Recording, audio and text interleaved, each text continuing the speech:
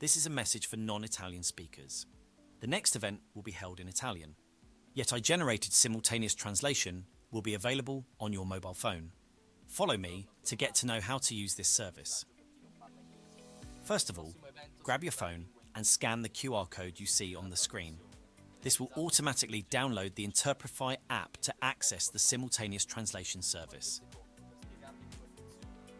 Once you scan the QR code, open the app and type AI translation in lowercase. Then tap on the orange button Connect. This is the operating screen. Tap in the bottom left to choose the audio source, English or Italian. You will then be able to hear the original language or the AI translated version for your headphones or AirPods. Tap in the bottom right to activate captions in either the original language or the translated version. To leave the Interprefy app, just tap in the top left and click on Leave. Let me show you once again the QR code to access the app. Please bear in mind that AI-generated translation is an ever-developing service. Keep using the app and help us improving it. Enjoy! Buongiorno, sono Marco. Questo è un messaggio per chi non parla inglese. Il prossimo evento si terrà in lingua inglese, ma potrete seguire la traduzione, realizzata con l'intelligenza artificiale, direttamente dal vostro smartphone. Vi rubo qualche secondo per spiegarvi come funziona. Per prima cosa, prendete il vostro smartphone e inquadrate il codice QR che vedete nel video. In questo modo potrete scaricare sul vostro cellulare la app di Interprefy con cui viene gestita la traduzione. Vi lascio ancora un secondo per inquadrare il codice QR. Dopo aver scansionato il codice QR, si aprirà l'app. Scrivete iTranslation, in minuscolo e tutto attaccato, nel riquadro al centro e fate tap sulla scritta Connect in basso. Questa è la vostra schermata operativa. Facendo tap in basso a sinistra, sulla scritta English indicata dal riquadro, si aprirà una schermata che vi permette di scegliere l'audio della lingua di preferenza, inglese o italiano. Usate le vostre cuffie e ascoltate la lingua originale o la versione tradotta dall'intelligenza artificiale. Facendo tap in basso a destra, sulla scritta CC indicata dal riquadro, potrete invece scegliere di attivare i sottotitoli e leggere la trascrizione della lingua originale o della lingua tradotta con l'intelligenza artificiale. Per uscire dalla app sarà sufficiente fare tap sul simbolo in alto a sinistra indicato dal riquadro e poi cliccare su Leave. Vi faccio vedere ancora una volta il codice QR per accedere all'app. La traduzione con intelligenza artificiale è in continuo sviluppo. Vi invitiamo a usare questo servizio per contribuire a migliorarlo. Grazie! Benvenuti a Trieste Next 2024. Mi chiamo Sofia, come forse avete capito sono un avatar generato con l'intelligenza artificiale e oggi vi presenterò il festival. In questi 3 giorni parliamo degli orizzonti dell'intelligenza. È questo il titolo della 13ª edizione del Festival della ricerca scientifica. A Trieste Next parliamo di intelligenza umana e intelligenza artificiale, dei limiti etici e delle nuove frontiere che la scienza ha di fronte a sé. In che direzione ci porterà l'intelligenza artificiale? Quale contributo darà alla ricerca? Medicina, robotica, astrofisica, alimentazione e nutrizione, ambiente. Sono solo alcuni dei campi della scienza che esploriamo a Trieste Next. È questo il fil rouge di Trieste Next, con un programma di oltre 100 eventi in inglese e italiano, il premio letterario per il libro scientifico dell'anno e 70 attività per le scuole. Oltre 300 relatori di fama internazionale saranno a Trieste. Non dimenticate poi di visitare i 40 spazi espositivi e laboratori aperti a tutti in Piazza Unità. Prima di accogliere gli ospiti del prossimo evento, a nome dei promotori e copromotori della manifestazione, vorrei ringraziare tutte le istituzioni scientifiche di Trieste Città della Conoscenza e le istituzioni che hanno collaborato con noi. Il main partner del festival, i partner e i content partner della manifestazione per il contributo fondamentale. Grazie anche ai media partner e ai partner tecnici. Infine, un grazie speciale ai 200 volontari di questa edizione. Un'ultima nota. Vi ricordo che il prossimo incontro avrà una durata di 75 minuti. Gli ultimi 15 minuti saranno dedicati alle vostre domande. Ricordatevi anche di controllare il programma aggiornato degli eventi su www.tristenext.it, al quale potete accedere anche da questo codice QR. Buon ascolto e buon festival!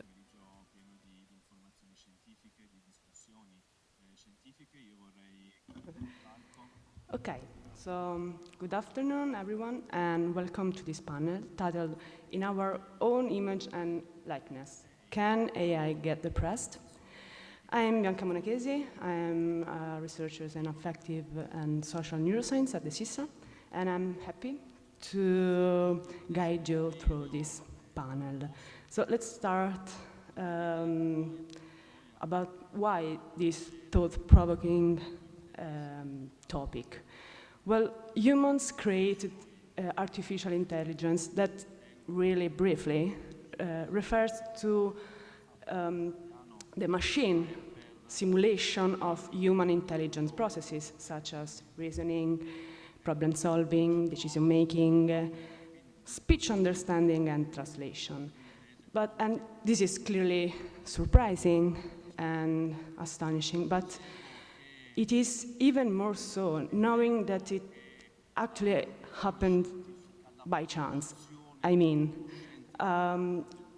we have created the systems that appear equipped with a mind unexpectedly. We were instead trying to make machine able to process a big amount of information. So for catastrophizing people like me, the term simulation is suddenly became emulation, especially considering that machine outperforms human in several of these intelligence processes. But what about the hardest and final leap to fully resembling human beings?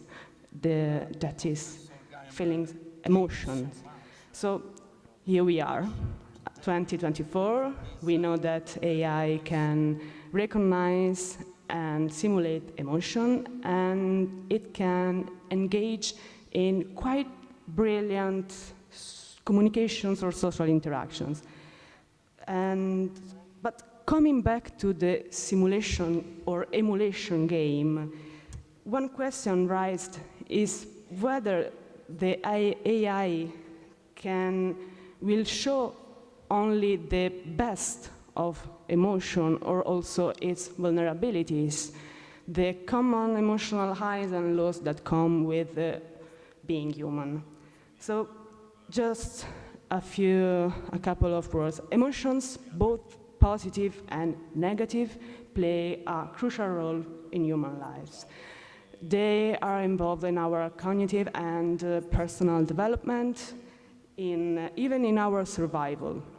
Emotions are fundamental for our social life. They are highly involved in communication, in empathic behavior, and in building meaningful relationships, driving us to form a deep bond with the others. In humans, however, learning might not be so beneficial for emotions. Since relative to cognition, emotions is more susceptible to turn dysfunctional.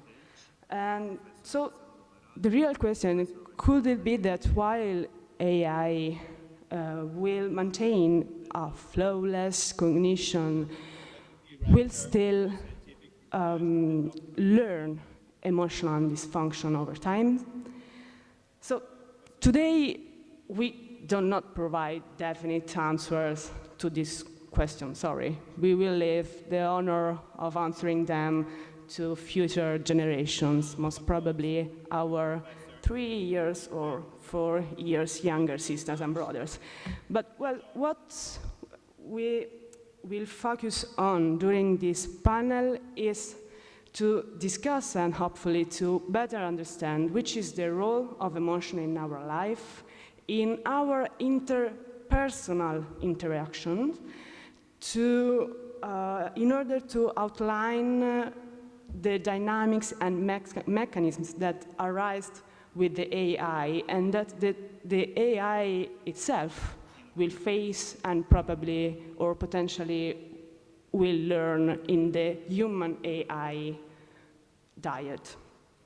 So, to help us exploring these issues, I'm honored to introduce three distinguished guests. So, Devlin, that is a reader in artificial intelligence and society at the King's College of London, and Maria Cusinato, a psychologist, PhD in development health medicine, and psychotherapist in cognitive and behavioral therapies, and specialized in third wave therapies. And Vaes, full professor in social psychology and director of the Department of Psychology and Cognitive Science at the University of Trento. Thank you very much to be here, to all of you. And well, so let's begin by approaching the human AI diet by exploring more broadly how human interact with non-human entities. So, Jeroen, this is basically, this is part of your work and your research. So, I will ask you, what does it mean for us to interact with something that is not human, and which is the role of emotion in the humanizing process? Thank you, Bianca, and good afternoon to all of you, and I'm very honored and pleased to be here. So, I mean, to respond very, very briefly to your question, I would say it lies in the eye of the beholder. No, we might think that the systems we are developing now are pulling up these questions about to what extent do we see human what is actually not human, like, for example, an open AI and a chatbot that might be talking to us, a social robot that might be interacting with us. But actually, we see humanity in a lot of things. No, I guess that there are definitely pet owners here in the public, no? People who live with a pet for a long time. We attribute them whole types of emotional states that they probably might not have, or at least we're not sure that a dog can be depressed, for example, but that doesn't avoid us of seeing it as a depressed dog. So the same is very likely to happen when we interact with non-human entities, like with OpenAI or with other types of artificially intelligently powered. Curious how he's going to translate that. Anyway, the thing is that our brain normally is working in such a way that actually we use very different areas of our brain when we want to make sense of something human or we want to make sense of objects. Now, normally there are very different circuits and brain areas that are involved when we interact with human beings, and they are not involved when we interact with objects. And that makes a lot of sense because interacting with objects is very simple, normally. Now, we just have to think about, is it useful for me? Can I use it at this moment? And in some cases, it might also because it's good looking, it's attractive, its design is fascinating, so that's why I want to look at it. No? When we interact with humans, typically we need to do way more, because humans have opinions about us, so we have to wonder, what are these people thinking while I'm talking to them? I have to infer their capacities of thought and emotion, because maybe I have to adapt my speech so that they can understand what I'm saying. Now, if I talk with a child, I have to use very different words than when I talk to an adult. When I speak to students, I use different language than when I speak to an experienced audience. I'm going to use different words, I'm going to use different ways of explaining myself. And this is my capacity to basically try to infer what are the capacities of another person. And so all these mechanisms need to be activated when we interact with human beings, but not at all when we do with objects. So typically, in most of the experiments that I know of that have just looked at the elaboration of objects and humans, we see that very different areas in the brain are involved. But on the other hand, it's also very, very easy to see that even stimuli that existed already more than 50 years ago could trigger actually the illusion of humanity among people. And I brought with me, if you don't mind, actually one of the first chatbots that was invented in 1966 by Joseph Weizenbaum. And Joseph Weizenbaum, what he wanted to make was a chatbot to do psychotherapy. And that was his first idea. We need a chatbot for psychotherapy. So this has been an idea that has been around for a very long time. He called his chatbot Eliza.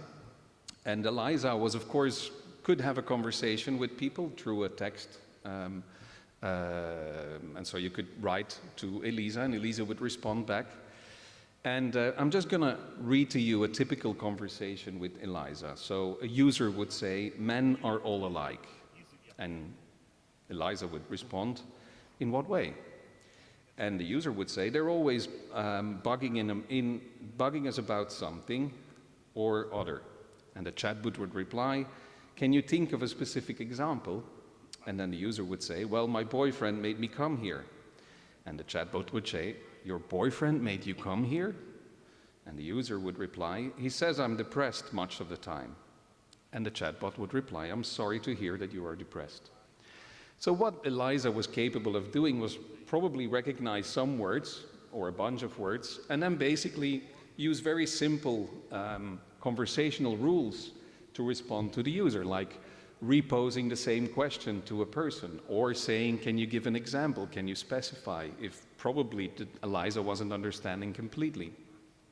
And so this was already working in the 60s. And Weizenbaum actually, after that experience, and actually he used a lot of colleagues, he was a computer scientist, and he used a lot of colleagues to basically interact with this interface. And what he found out was that actually most of his colleagues, even though they were computer scientists and knew how this worked, they could not believe that there was no human being on the other side. So they were already seeing in this very simple interaction that there must be something human going on. No? But there are many other examples that we can give. I mean, if you think about the Hyder-Simmel illusion, which is an illusion that was already invented in 1944, in which, if you've never seen it, just Google it tonight on YouTube. It's a very short film, if you can call it a film, of two triangles, and they either, in one condition, what would happen is that they would just move around in a random way. In another condition, instead, they would make some movements that could be seen as harmonious. No? So they would interact with each other. They would touch each other and then circle around, for example. Or one would be blocking the movements of the other. And if you would ask, and I do this every year with my students, and I ask them, "What do you see?"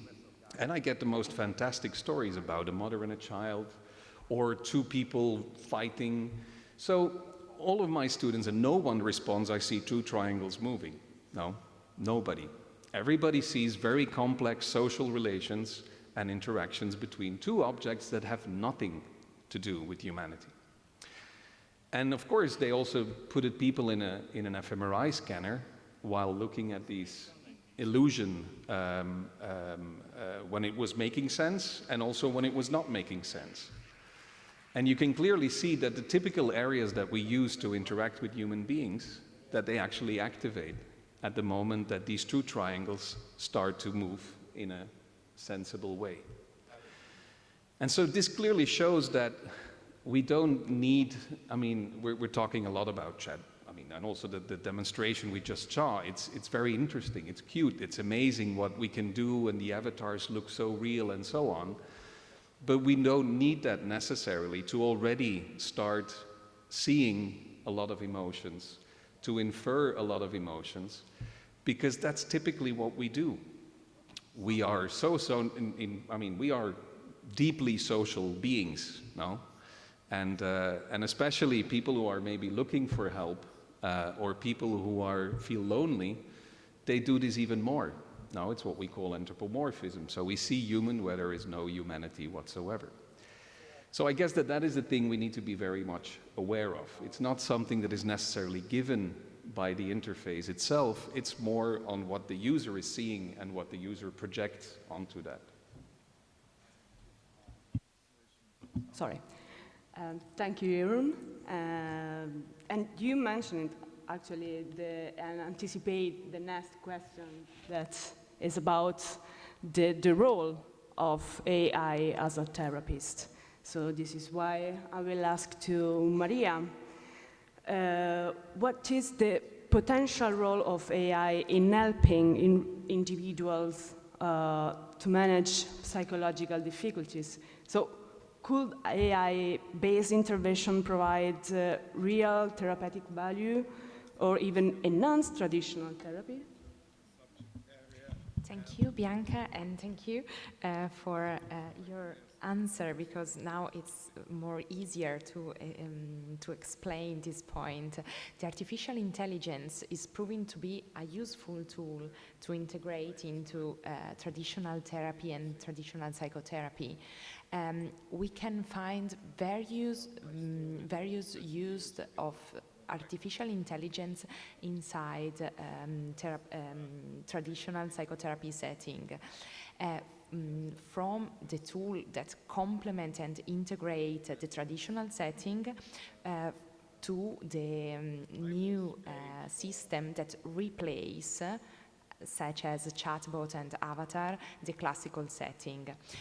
For example, there are apps similar to meditation app and that offering exercise to accept and stay in the present moment, that integrate the traditional psychotherapy and allow the skill that you learn inside of the room of the therapy to be generalized outside the room of the therapy. And to the extent to the most modern chatbot system that replace this setting. Research in psychotherapy has highlighted that artificial intelligence serve as ecological and economical tool that probably increase the access to the care to all population, especially when the person in-person intervention are not allowed, such as a lot of distance from the psychotherapy service. And similarly, it can be particularly useful for specific populations, such as people with autism spectrum, for example, who particularly appreciate the psychological support provided by technology rather than a human. Moreover, it can be beneficial during the waiting period before the treatment, as we compare with being only in the waiting list. But on the other hand, research in psychotherapy has long shown that non-specific factors, such as therapeutic relationship, has a crucial role to the improvement and achieving improvement with the clients, and to enhancing a better psychological outcome. In particular, it's curious that people, even when they have a therapy with technological apps or technological website, for example, the patient still values the human part of this interaction. Things like the tone of voice, the perception that in the other part of the screen there is a true human, or the face expression, or the clothes that the therapists are wearing, give people the sense that there is a human that share the same experience that they are experienced. And it is crucial to think that I'm not alone, and another person to the other part of the screen share the same struggling, the same psychological struggling as I felt. Okay, thank you very much. So, because I'm as well a psychotherapist, so I'm afraid about have an AI that can replace completely our job. But, well, it's not now the moment. It's not the right moment now. But, well, so moving to the physical, to mental health, we will try to move also to a kind of physical health. So this is why I would like to focus on, so with Jeroen, AI in generally, but now I want to focus also on robots, or something that maybe can resemble a human. And I want to ask Kate, even before technology, humans have engaged in sexual relationship with non-human entities like objects or whatever, or pets. But how this changed with the introduction of AI? So how is it intelligence actually transforming how our engagement in sexual robots? So about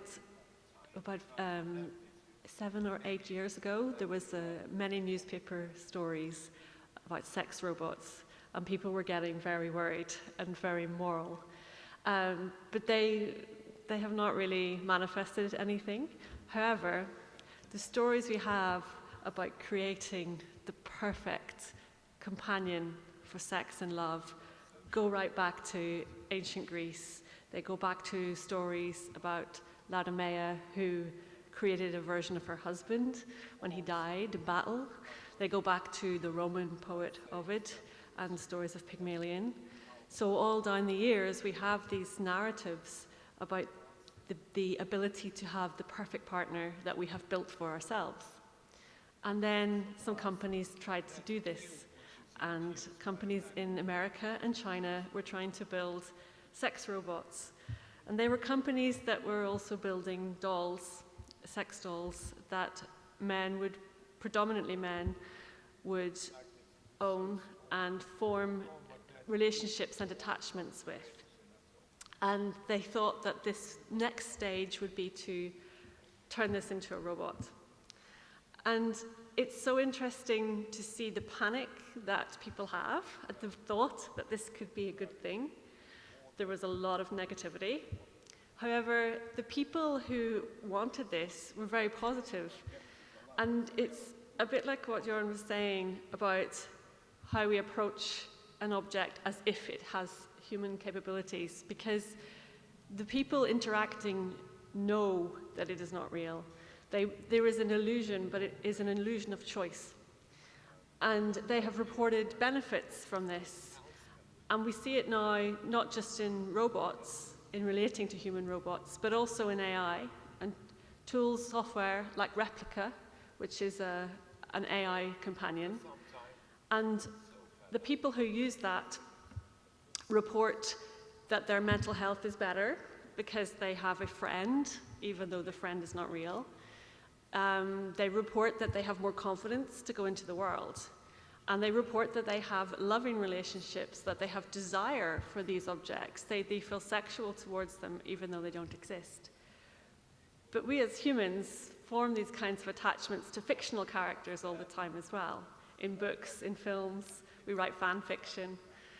We are all easily attached to fictional characters too.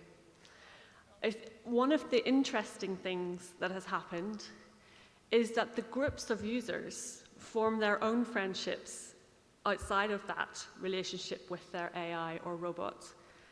And there are studies amongst men who own sex dolls, and the men themselves start to form friendships with each other. And they start going on holidays together, they hang out together. Same with Replica users. Hundreds of them have become friends in real life because they're on forums, on subreddits dedicated to Replica. So there is a transformative effect in real life that is beneficial. But there's still judgment over people who choose to do these things and who choose a different form of romantic engagement, which I think is maybe too harsh, because if it is not hurting anyone, is there a problem? Problems may set in if there's dependency, if they do not have real life support when they need it. But I don't feel that we should judge if someone wants to get their support or get their love or have their desire with something that seems to offer it back to them. So there are benefits. There are also negatives, things like privacy, who has access to this data. If you have a therapist chatbot or an AI or a robot friend, who is controlling that? Who has programmed it? Where does the data go? Who keeps track of it? Those are all things that do have a negative effect. But that's before we get into some of the bigger problems behind the whole AI industry and their use of labor and their damage to the environment. So there are negative aspects, but I'm quite optimistic about the ability of humans to form these bonds and to benefit from them.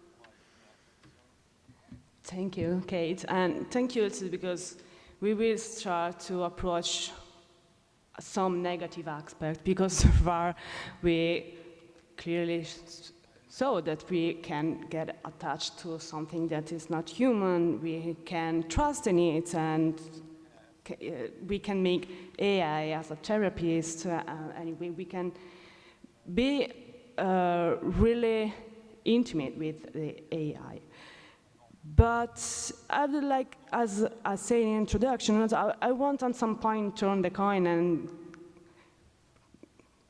immediately go in the dark side of the moon, okay? So and emotions so far are really helpful to make relationships, but as I say before, they can turn dysfunctional. And I want to ask Maria how this can turn dysfunction. So how emotional pattern can not be appropriate anymore. So Maria, I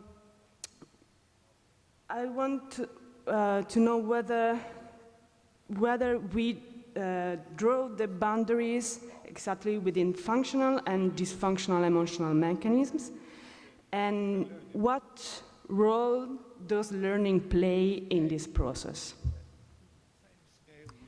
Okay, learning has a crucial role in enhancing human adaptability to the environment by building new behavior pattern and shaping our emotion processes.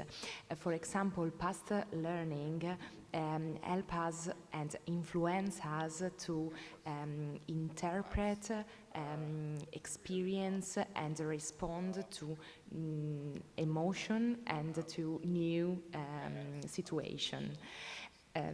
About the boundaries between functional and dysfunctional pattern and behavior, it's very difficult because there is a huge amount of different models that try to put in order this continuum. And if we want to take apart the categorical aspect of diagnosis in psychiatry, we can find a lot of different models that underline a different role between emotion, thought, cognitive, and so on. Today, I want to share with you only one model that try to bring together these different feature as cognition, emotion, and behavior. That is the acceptance and commitment therapy framework that underline in psychological flexibility the key factor that separate functional from dysfunctional. The psychological flexibility is about to being and to stay in the present moment, being open to thought and feelings and emotion, and accepting wherever come up, while you still focus on what really matters to you, still focus on your values and your direction in your life. This mindset help people to adapt in different changes and about different experiences in their life, also during difficulties and difficulties circumstances, keeping their goals and value in mind.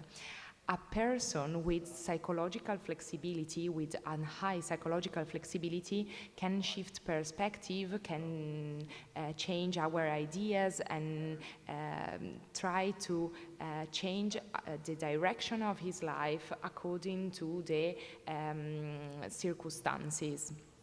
And on the other hand, psychological rigidity that is being stuck with unhelpful thoughts or behavior often result in a dysfunctional pattern because it's not so functional to try the same things with the same with different circumstances. To describe this concept with a metaphor, because ACT appreciates a lot metaphor, I try to catch an image, a metaphor dear to Trieste tradition, because we are here. And psychological flexibility is about to knowing how to steer the boat according to the wind. Okay, and according to the navigation condition, accepting wherever come up and embracing difficulties and storm, but keeping in mind your direction in your life. You can go all around the sea, but you have in mind what you want to, what you care about, what you really care about for you. This is the boundaries that this model have underlined. Okay, thank you. And we appreciate your approach anyway. And so, but staying on the concept of learning, that is what made me mad actually in this context of machine learning, I want to ask to Jeroen about how our interaction with AI might change our self-perception in the moment that, considering that these are daily interactions. Okay, so they are repetitive relationship with the AI. So, and how this perception may change our sense of humanity. So could this lead to the self and or a paradoxical AI dehumanization? No? So we humanized and then dehumanized the AI. If I'm clear. Well, then we go to the dark side. No? Oh, but it's interesting to have the sex robots as an example, because their things get driven to the edge quite easily now. And actually, if you look at, but this is again nothing new, especially if you look at also the science fiction literature. No, there are basically two narratives that are used to describe humanized AI or social robot or robots in general, but that are there to interact with us and that have a function in our daily lives. And one of them is like the artificial servant or slave. Okay, so they're there to basically function, to fulfill our desires, to do cognitive tasks. It might be physical tasks, it might be, but of course, ever more also social and also entertainment tasks. No? And the interesting thing there is indeed that you have a whole range of ethical issues that you can bypass because we're not hurting anyone. No? The other one is the prosthetic enhancement, which is basically the idea that humanized AI is used to improve our performance, to boost human performance. And in both cases, there are risks, no? Because when, for example, you look at I think all of us know Alexa, no? The small speaker that is in a lot of homes. And we can basically yell orders to Alexa, and Alexa does it, no? What's the weather? Put on this music, any question. And so I know that there is research that has shown or that has found that especially younger children, 2, 3-year-olds, they learn that immediately, Alexa, and they yell something at Alexa. But then they might not differentiate and might yell at the same tone in the same way to their mom, no? Make my sandwich, no? And so that's indeed what might happen. It's like this thing is, and the same one might ask with sex robots, for example. Okay, there are definitely advantages for the people who might find comfort and emotional relationships in this fake context, but which for them is very real, and that is important, and that might actually be very interesting. But to what extent will that then lead to interactions with women, real women, not fake ones? And to what extent will that impact it? And maybe even also, well, what I do with my doll is also fine with other women, no? And so we get into the whole discourse of the objectification of women, which is of course something that exists and that might be even emphasized by these. But the other narrative has the same problem, because the enhancement, the prosthetic enhancement is basically, well, our jobs are taken over in a way, no? There's a lot of things computers do better now, AI does it better. And so, because they boost our performance. So what that does is basically that what before was the human standard, I could make so many boxes out of cardboard, for example. Well, the robot can make 100 more than me, so, well, yeah, okay, it's not necessary anymore. I'm put aside and I don't have to do that anymore. And we're used to that because physical labor has been changed already a long time ago. A lot of physical labor has been taken over by robots. But evermore, this is also cognitive tasks, these are social tasks, they're talking about robot caregivers and so on. And why not also a professor like I mean, why should I write a book if I can just ask ChatGPT to basically give me a perfect summary about the lesson I'm just going to give, and I just give that to students. Read this, it's perfect, it's fine, no? So why should I still stand in front of a class and go through all the effort of trying to explain it to them? I mean, not that I believe that that is a solution, but simply saying that that's the question where we're up against. And so there again, it might be that indeed we might feel very bad and maybe even also dehumanized to a certain extent, because what was perfect for the human condition and was a perfect standard for us now is not a perfect standard anymore, no? And so we should in a way change, because otherwise we do not cannot function anymore. And so, well, these types of problems make me think indeed that a lot of people who might be in the category of losing their jobs, that they might indeed have these types of reactions, no? And a good rule of thumb, actually, if you want to know if you can keep your job or not, is ask yourself, do I mostly respond questions, or am I the one who is posing the questions?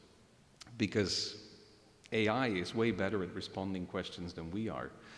But it's the posing the questions that is the thing that probably will remain human for still a while and for a longer time, no?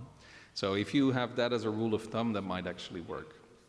Now, to come back to your first thing, because you also asked in your first question a bit more about how it might change our way of thinking of what it means to be human. I kind of touched on that subject already, but what I can say is that the opposite causality has been shown, or at least suggested in some literature already. No? So for example, if we look at the questionnaires, the polls that are done all around the world about introduction of robotics caregivers, for example, in our homes, typically European countries are very critical. There's only about 70 or 80% of people say clearly, no, that's not a good idea.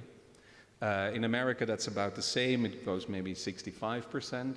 But if we go to Asian countries, that percentage lowers dramatically. There's way more acceptance of these types of technologies into their daily lives and doing also jobs that are typically seen as human, no?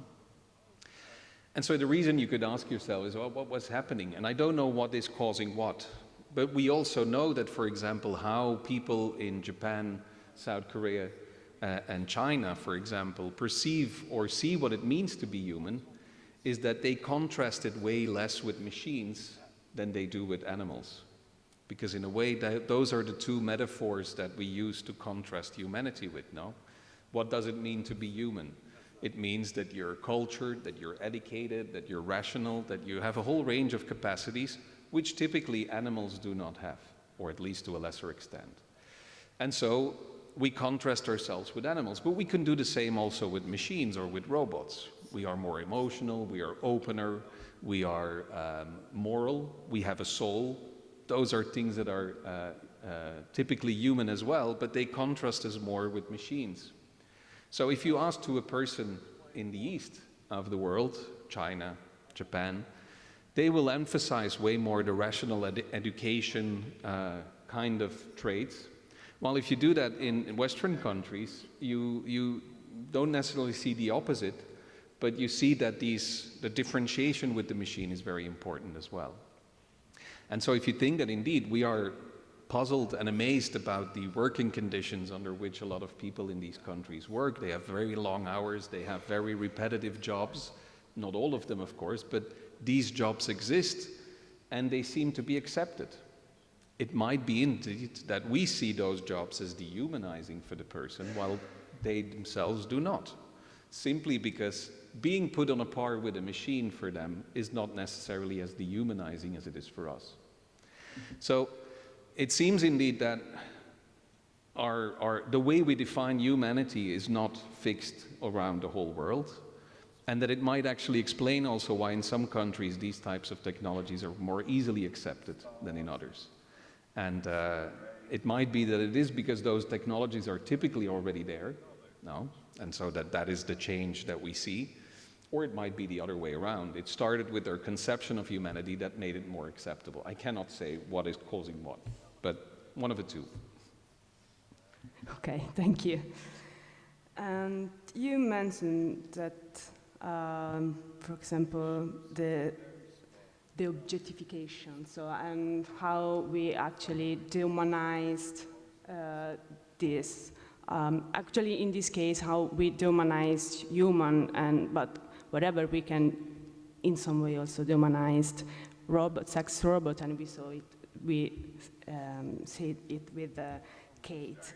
But I want to come back to this concept of and the limit between humanized, dehumanized, human entities, non-human entities, and so how we can be attached to them. So I want to ask you, to Kate, what are the emerging frontiers for a human emotional intimacy, and especially how might the emotional overlap between humans and AI influence intimate connection with machine, but especially for those who seek or rely on such relationships? I mean, I want a machine, for example, no? So, but this is an emotional machine, so how can manage this problem? Yeah, it's definitely an interesting thing, this idea of intimacy, because it refers, we all take it to mean something sexual or romantic, but it also comes in the context of care. And just to come to the caregiving, because I think that's a really vital thing that has prospects. And it's definitely cultural, but it's not just because of cultural attitudes, it's also socioeconomic. So in Japan, they had a very clear robotic strategy for robot care. But that was a strategy because they would not let foreign workers into the country, and they wanted instead to use technology. They were anti-immigration. So they had to later step back when they realized that humanoid robots could not carry out that care physically. They were damaging, they were hurting people when they tried to lift them, for example. So now they look at assistive ways of doing that, of building exoskeletons that carers can wear to support their backs, to make their physical movement easier. But a lot of this intimate connection relies on trust. And trust is vital for acceptance of any technology. And I worked on a large national project on trustworthy systems, and we were looking at trust in the UK and how people felt about a future where robots would provide care. And I used to say to people, would it be good if a robot could look after your grandmother or your grandfather? And they would go, yeah, that's really good. And they would say, what if it could look after your cat? And they would say, no, not the cat. Because it was too fragile, too precious, but the old people, fine. And we had an exhibition. We worked with some artists, and we got 3 cats, and their names were Clover, Ghostbuster, and Pumpkin. And we put them into a cat utopia, beautiful cat environment, all carpets, snacks, toys, and a robot arm, and a machine learning vision system. And it tracked the cat's movements, and it tracked how happy the cats were. Of course, happiness is this construct you can't really measure, but we looked at behavior. There were many vets and welfare people involved. And then we put this footage of this in a museum, a film of it in a museum, in a gallery, and we asked people to complete a questionnaire. And sure enough, we found that the closer the person was to you, the less likely you wanted a robot to look after them. So someone else's grandmother, fine. Your child, no. And the trust was not there. There's still uncertainty over the capabilities. And part of that is fueled by many, many years of sci-fi, of these film and TV tropes, of robot uprisings, in terms of gendered robots, where the female robot is always a threat. It's just like feminism. So it's really interesting. How do we then establish enough trust for people to want those systems in their lives? And should we do that? Because there are so many elements that feed into this, and privacy is one. Will I rely on a robot if I know that, or a therapist, a robot therapist, if I know that my words are being tracked and someone else can see my interactions? So it's about how we build that trust, but the trust has to be two-way. We have to make sure that it's trustworthy in the first place, that we can put our faith into them. And I think we're seeing the new frontiers. I think there is scope to do that. The big breakthrough has been with large language models like ChatGPT. They are not perfect by any means. They fabricate information. Their only job is to make something sound realistic, not to be true. But the conversational aspects that the transformer architecture, the architecture behind it, has introduced is incredible. The conversations, Weizenbaum's Eliza could only dream of being able to hold a conversation like a large language model.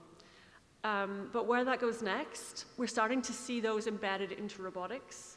We're starting to see robot labs using them more and more, not just in the robots, but as part of the design process, to iterate designs, to look for new ways of working. But we have to then see what happens with the companies who create them, because right now in the news, OpenAI is going, it's like 3-4 people left this week. They're not making massive progress. Are we going to see another AI winter where everything just slows? It's happened 3 times before. So I see a lot of hope in robotics labs and the people I talk to there. I see hope in industry and government because they're relying on it, but I see skepticism in academia from researchers who've worked on machine learning for years. So I'm curious how long this hype can keep up. Okay, thank you. Well, so we basically come to the end of the panel. We touch on several aspects, and we have a lot of points of reflection. We didn't go in deep. I cannot read. Okay, so we have question. We have time, as we saw at the beginning. We have time for questions from the public. So for the audience, if you have something or you have any kind of curiosity. What is interesting is that how we saw we create something that is superhuman in terms of cognition, no? So, and we now know that in some way the machine can also potentially do the same with emotion. So he can become also a superhuman in terms of an emotionality. So this is why I say depressed in the title. But as we saw, could be any kind of emotion difficulty. So if we think about the fear, that is a really important emotion for our survival, okay, so but once in the relationship with human, we learn a dysfunctional kind of fear. So this machine will learn to experience the fear in a dysfunctional way. As I told you, we have no answers for that, okay? But we saw now, thanks to all the guests here, we saw the way in which we are welcoming AI in our life, okay? And which are the pros and cons of this welcoming. So, which is the benefits, which are the drawbacks, okay, which are the potentiality of this artificial intelligence, considering that actually we cannot stop the progress in this term, okay, so we at some point have to decide the right way of welcoming the AI. The interesting part is that since we are trying to make something that is always more similar to us, no? So this is, which is the limit of this mirroring process. Okay, so where we stop? These are some of the questions I have, and I wanted to, in some way, discuss with all of you. And so I leave you the opportunity to ask something to the guests that are here, please.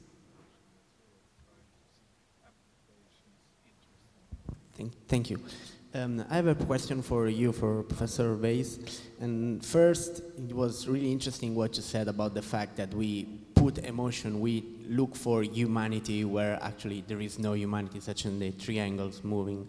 So what I was thinking is that the opposite actually does not happen. I mean, a chatbot, for me, doesn't get depressed because the chatbot is not made to be human.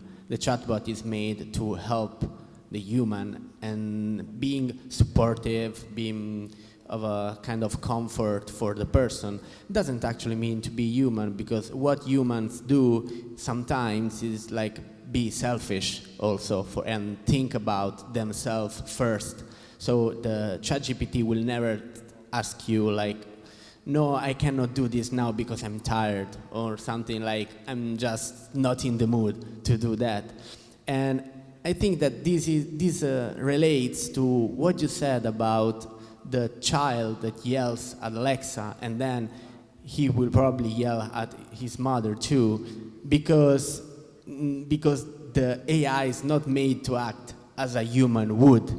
So my question is, how much you can be worried about the social implications of AI in our relationships? For example, a teenager that now has access to ChatGPT, and maybe he doesn't feel like he needs to go outside with his friends because he finds in ChatGPT another kind of relation that he likes more. But so yeah, this is my question more or less. What do you think about this?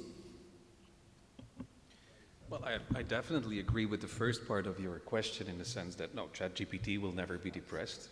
I mean, the only thing ChatGPT does is basically predict the probability that one word comes after another. It doesn't understand what it says. It doesn't know if it's right or wrong, as Kate already mentioned before.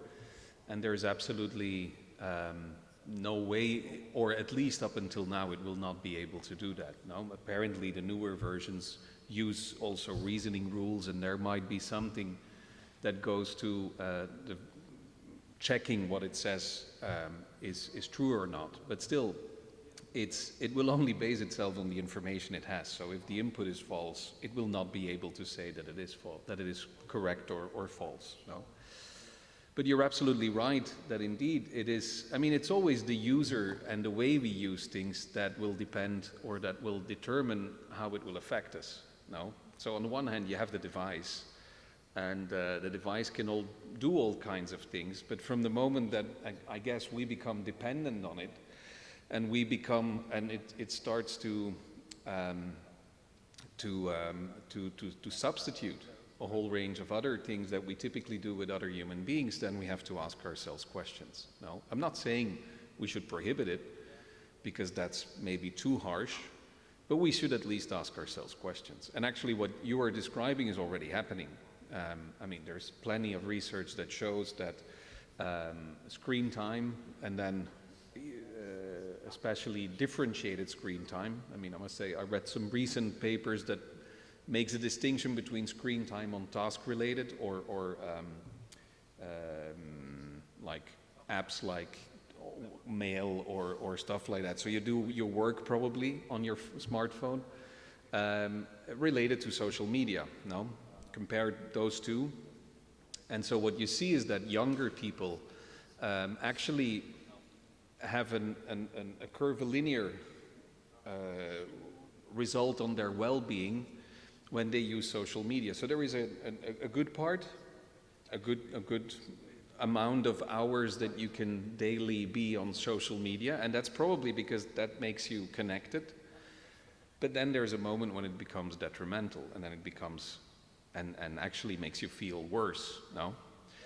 Because there's this thing of this promise of being connected with anyone and with everyone, but we also have never been as lonely as we are now, no? Because the fact that you send a message, you expect a response immediately, and if you don't get that, then you're immediately wondering what's going on, no? Does that person don't like me anymore? Why is there? I mean, there's a whole range of questions and considerations. So I absolutely agree that we have to be very careful in each step we take and be very thoughtful about seeing what might the consequences be. But for me, again, the rule of thumb there is not so much the device itself, the fact that it exists. It's neither the fact that you use it, but it's the way how you use it, and it's especially what is the difference in your real life. Does it mean you go out less? Does it mean you interact less with other human beings, with other people?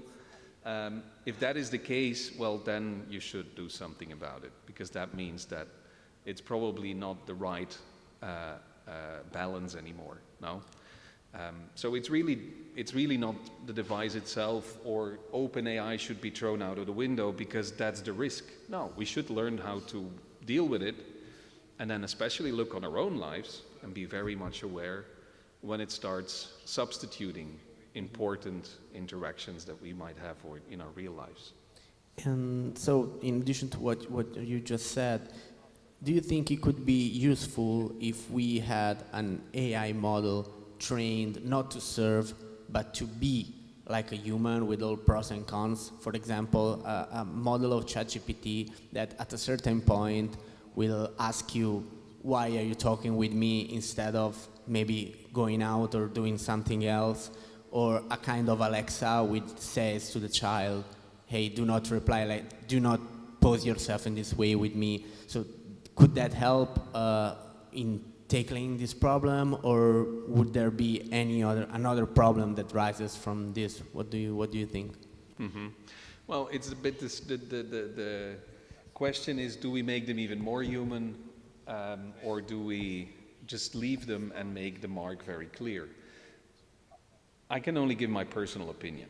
I cannot say that this is guided by any research that I'm aware of, no? And I definitely do not all the research that is out there.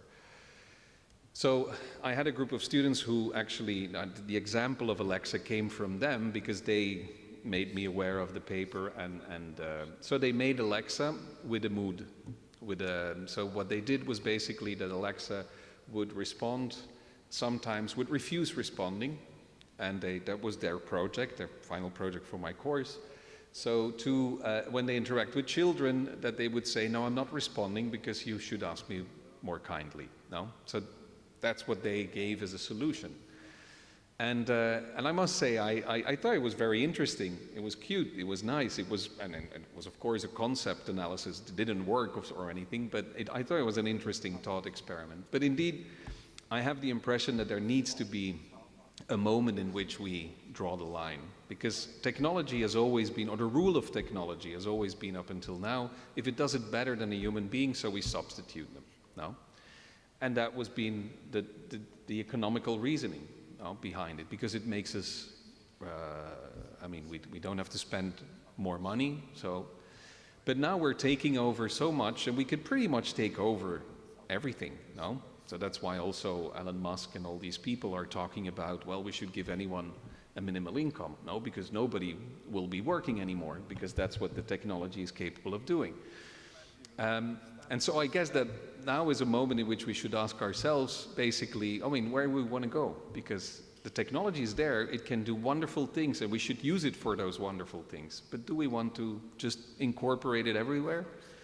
And I guess this is the first time that we really have to kind of draw a line in certain moments. And for me, the parallel comes from android robots. I don't know if you know, the android robots are robots that are completely human-like, so they really look like a human. Like Sophia is a famous one that got citizenship in I guess it's Abu Dhabi or Dubai or something. Saudi Arabia, exactly, Saudi Arabia. So she can vote there if she wants, but she's an android, no? And so there you can see it immediately. When we interact with robots of that kind, that can be very interesting in the beginning, but we get creeped out immediately because the way she moves her eyes or the way that she smiles is not perfect at all. And we see immediately that there is a robot behind it. But they try to fool us with making it look like a human being. And so you get what is called the uncanny valley, no? Which some of you might know, the idea that the more you make something familiar with us and with human beings, the more we like it and the more we trust it, as been said before. But then there's this peak moment in which it becomes creepy, no? It's too much similar to us. And I guess we're touching that limit quite clearly, and so then it's up to us to make a decision. But I'm not going to be the one who makes that decision, so it's just my opinion. Thank you.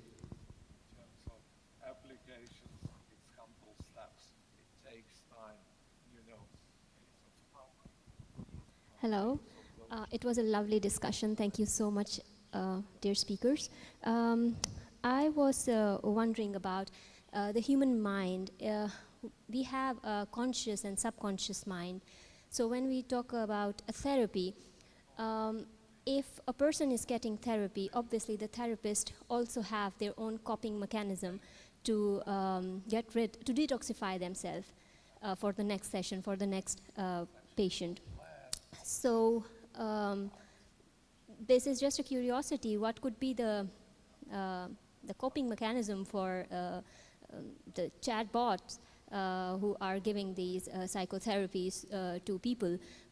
Because the system, I think they are trained on some data sets which are provided to them that, okay, if these kind of questions are posed to you, these should be the responses. So the more you talk to them, the more they are trained in that way.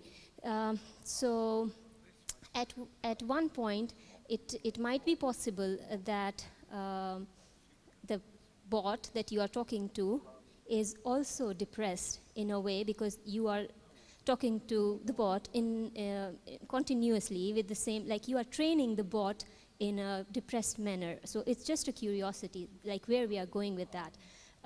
Also, I have a question regarding this the sex bot we were talking about, human connections are based on compassion and empathy. And empathy is something that is like training and testing data set kind of thing. So where empathy in that relation comes in. And also, you talked about the fact that after having a relationship with a bot, they are more confident. But don't you think that it brings a sense of insecurity to them as well? Because the fact that if people around them, they get to know about their secret relationship with a bot. So, you know, it's the social stigma that is attached to it. Yes, I think that's, and also these bots, they also bring some unrealistic expectations from human female, which are very hard to reach. So it is also a point for us to look back at what we are doing and where do we stand in such thing. Yes, that's it. Thank you so much.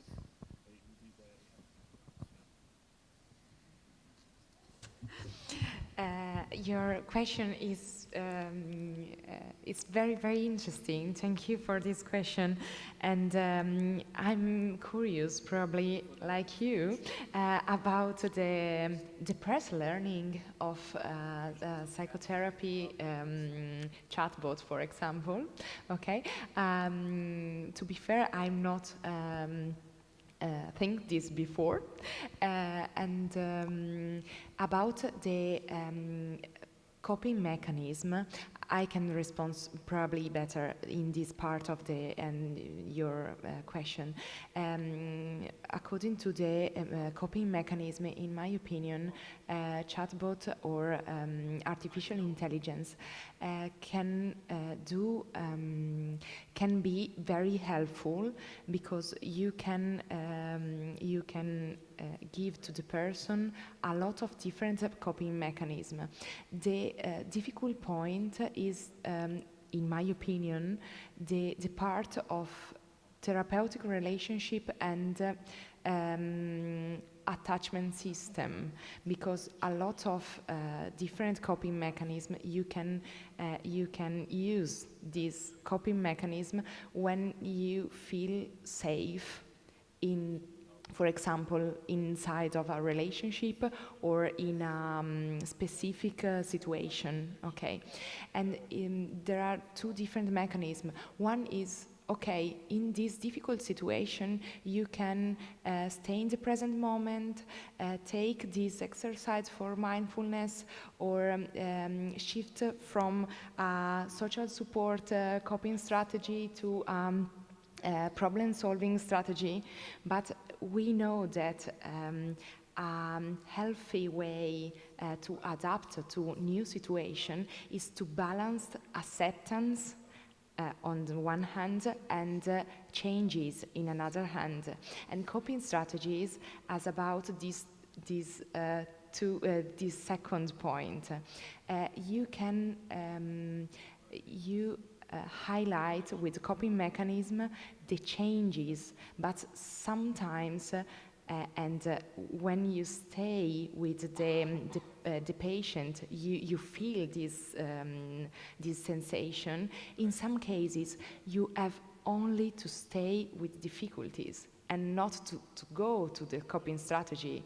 It is a common experience, probably, that when we struggle with a partner, for example, and your partner tries to give you the solution, and you get angry and angry and angry because you don't want the solution at all. You want that the other person stay with you with difficulties.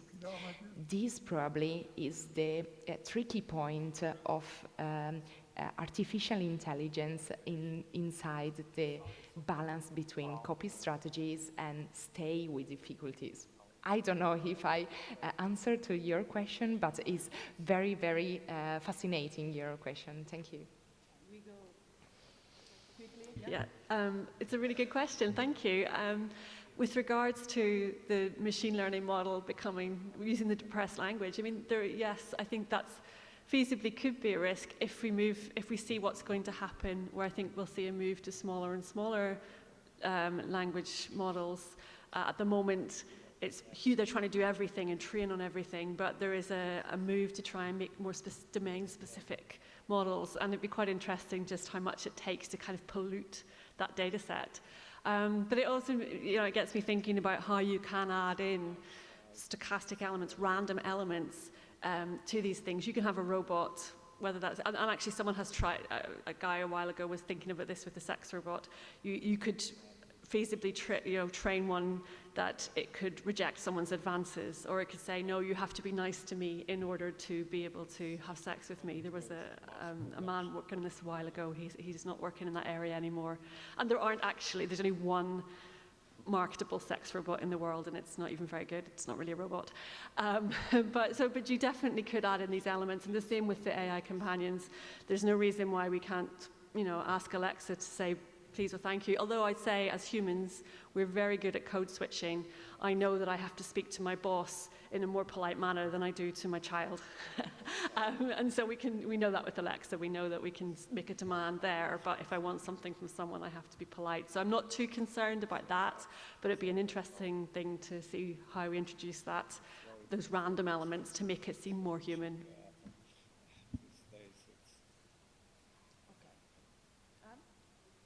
Okay, so we have to finish this panel.